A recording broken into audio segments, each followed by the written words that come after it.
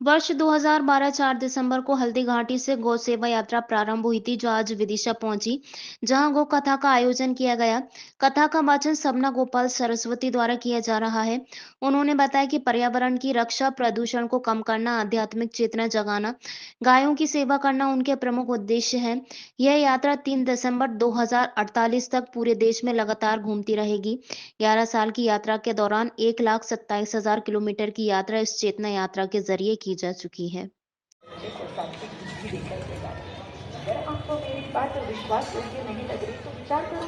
35 साल पहले घंटी में चुकिया थी और जब तक चकिया गली जाती थी, घरों में से जन्म करके बड़े होने वाले उसी दलील को गौ माता को जिमा करके गौ माता की नौ परिक्रमा कर रही है। परिक्रमा के समय जागते हरिगर्भ ही आए, सकल लोग सुखतम सुखिछाए, ये मंत्र बोल करके और भाव रखो कि हाँ स्वयं हरि ही लड़का और एक लड़की का जन्म उनके घर में हो गया।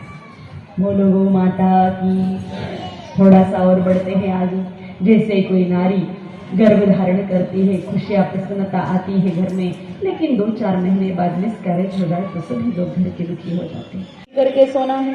अब आप कहोगे इस सबका बच्चे से क्या मतलब, बच्चे पर क्या असर होगा?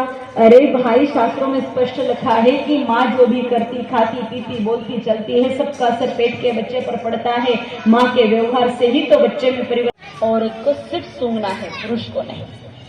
उससे ब्लॉक ट्यूब भी खुल करके नारी गर्भाधान की स्थिति में आ जाएगी। ये बात महाभारत में लिखी है। ये सामूत्र मुपा अपिवंधा प्रसूयते। अमोनिया गैस के प्रभाव से ये चमत्कार हो जाता है। और अगर डॉक्टर कहता है कि दोनों पति पत्नी की रिपोर्ट तो अच्छी है, दोनों में कोई देह दोष नहीं है। हम 31 वर्ष गो पर्यावरण एवं आध्यात्म चेतना पदयात्रा से हैं। नाम शबला गोपाल सरस्वती। क्या उद्देश्य है आपका, किस उद्देश्य को लेकर आप चल रहे हैं? हमारा उद्देश्य है पर्यावरण की रक्षा हो, पेड़ पौधे लगाए जाए, कम से कम प्रदूषण हो, इस प्रकार की जागरूकता समाज में फैले, आध्यात्म का प्रचार प्रसार हो ताकि समाज पाखंड से दूर हो, और सबसे महत्वपूर्ण उद्देश्य कि गौ माता जी की महिमा जन जन तक पहुँचे, ताकि गौ माता जी की सेवा से समाज सुखी, निरोगी और समृद्धशाली जीवन जी करके मस्ती से, आनंद से अपना जीवन पूर्ण करे। जी, आपने गौ माता का महत्व बताया, आपने क्या महत्व है गौ माता का जीवन में आदमी के? गौ माता जी का महत्व तो खैर अपार है, पर कम शब्दों में मैं यही कहूँगी कि गौ माता जी की सेवा से मनुष्य को हर प्रकार से लाभ होता है। जैसे कि उनके सेवा से निरोगी काया का सुख मिलेगा, मानसिक शांति मिलेगी, गृह कलेश आदि नहीं होगी, क्योंकि गौ जहाँ रहती है वहाँ सात्विकता रहती है, और सात्विकता के कारण घर में भी शांति, सुकून का वातावरण, प्रेम व्यवहार बना रहेगा। साथ ही गौ माता जी की सेवा से अनेकों अनेक लाभ होते हैं।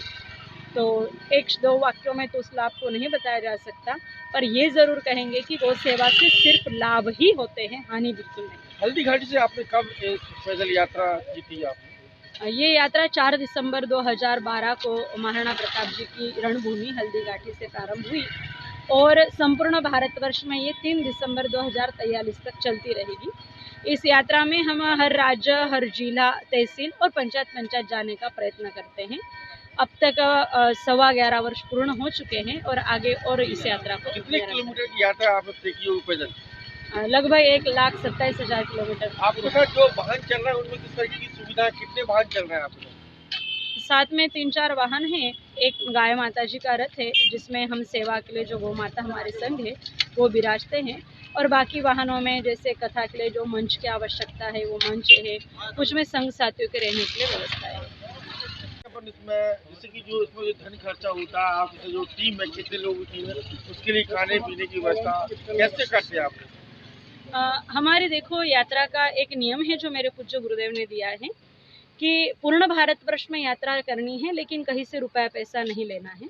तो हम जन समाज से किसी भी प्रकार का कोई भी सहयोग स्वीकार नहीं करते हैं। अन्न, जल, दान, दक्षिणा, रुपया पैसा, यहाँ तक कि हम पानी भी मांग करके नहीं पीते हैं। और रही इन वाहनों में डालने वाला डीजल या हमारे संग साथियों के भोजन आदि की व्यवस्था, वो हमारी निज कमाई से हम पूर्ण कर लेते हैं। और इसी तरीके से तो आपके पास आय का साधन कहाँ से होता होगा? आय जैसे रविदास जी ने जूते सिल के काम कर लिया, या फिर गोरा कुम्हार ने मटकियाँ बना के किया, तुकाराम जी ने अपनी भक्ति के साथ खेती बाड़ी करके अपना कार्य चलाया, वैसे हमारा भी जो छोटे बड़े कार्य है, व्यवसाय है, उनके माध्यम से जो धन अर्जन होता है उसी से हम यात्रा को चलाते हैं।